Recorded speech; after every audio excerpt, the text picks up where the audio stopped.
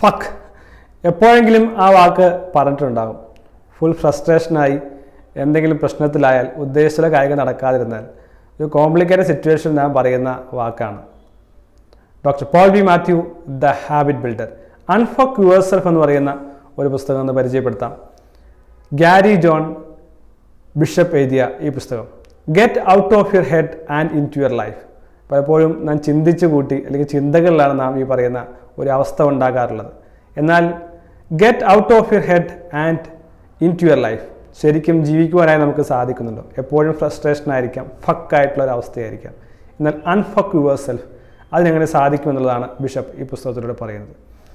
അത്ര രസകരമായിട്ടുള്ള പുസ്തകമാണോ എന്ന് ചോദിച്ചാൽ ധാരാളം ചിന്തകൾ റിപ്പീറ്റീവായി കാണുന്ന പുസ്തകമാണിത്.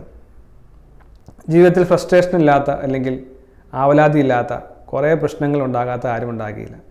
എന്നാൽ അത് എന്തുകൊണ്ടാണ് സംഭവിക്കുന്നത്, അതിന് ഏത് അപ്രോച്ചാണ് സ്വീകരിക്കേണ്ടത് എന്നുള്ളതാണ് ഈ പുസ്തകത്തിൽ പറയുന്നത്. യഥാർത്ഥത്തിലൊരു അപ്രോച്ചാണ് ഈ പുസ്തകം. വെറുതെ നാം ഫ്രസ്ട്രേറ്റഡായി വെറുതെ ഒരു ജീവിതം ജീവിക്കുന്നു. അത് 50 വയസ്സാകാം, 60 വയസ്സാകാം, 80 വയസ്സാകാം. ആ ജീവിതത്തിൽ പ്രത്യേകിച്ച് ഒരു നിമിഷം പോലും സന്തോഷിക്കുവാനോ ആഹ്ലാദിക്കുവാനോ ആസ്വദിക്കുവാനോ കഴിയുന്നില്ലെങ്കിൽ ശരിക്കും ഫക്ക് തന്നെയാണ്. അങ്ങനെയാണെങ്കിൽ എങ്ങനെയാണ് അതിനകത്ത് നിന്ന് മോചനം നേടുവാൻ സാധിക്കുക? ഏത് അപ്രോച്ചിലൂടെയാണ് നമ്മുടെ ജീവിതം ഡെവലപ്പ് ചെയ്യേണ്ടതെന്നാണ് പുസ്തകത്തിൽ പറയുന്നത്. അദ്ദേഹം പറയുന്നത് ടേക്ക് ഫസ്റ്റ് സ്റ്റെപ്പ്. നാം ഒത്തിരി കാര്യങ്ങൾ ചിന്തിക്കുന്നുണ്ട്, ഒത്തിരി കാര്യങ്ങൾ ഫ്രസ്ട്രേറ്റഡ് ആകുന്നുണ്ട്, ഒത്തിരി കാര്യങ്ങൾ ആവലാതിപ്പെടുന്നുണ്ട്.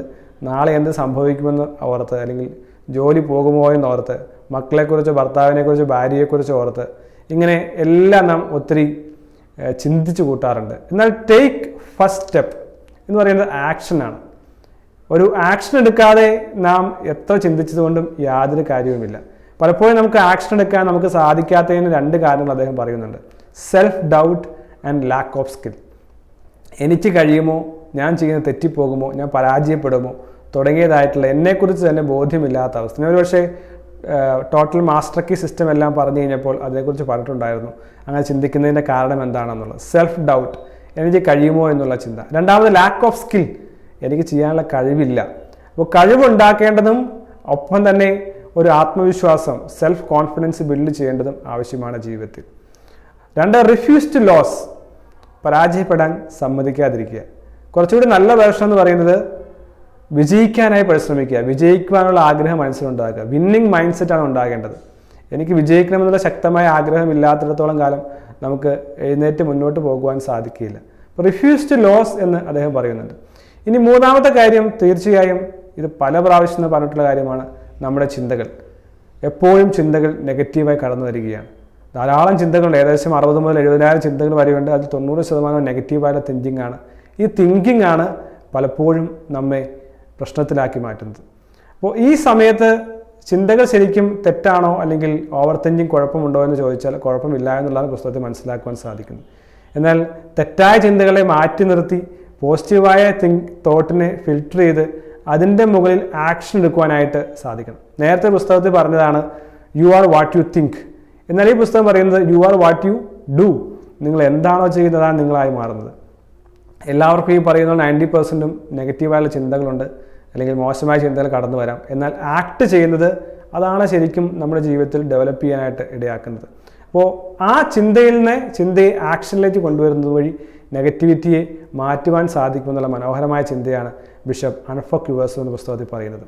4ാമത്തെ കാര്യമാണ് അക്സെപ്റ്റ് റിസ്ക് ആൻഡ് അൺസർട്ടനിറ്റി. പലപ്പോഴും നമുക്ക് ചെയ്യണമെന്ന് ആഗ്രഹമുണ്ട്, പക്ഷേ പരാജയപ്പെടുമോ എന്നുള്ള റിസ്ക് ഉണ്ടാകുമോ എന്നുള്ള അൺസർട്ടനിറ്റി എല്ലാം കണ്ടുകൊണ്ട് നാം ചെയ്യാതിരിക്കുകയാണ്. എന്നാൽ ആ റിസ്കിനെ അക്സെപ്റ്റ് ചെയ്യുവാനും അൺസർട്ടനിറ്റിയെ മുന്നോട്ട് കണ്ടുകൊണ്ട് പോകുവാനും സാധിച്ചാൽ വിജയിക്കുവാൻ സാധിക്കുമെന്ന് പറയുന്നു.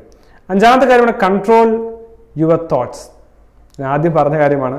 തോട്ട്സ് ഇങ്ങനെ പെരുകി വന്നുകൊണ്ടിരിക്കും.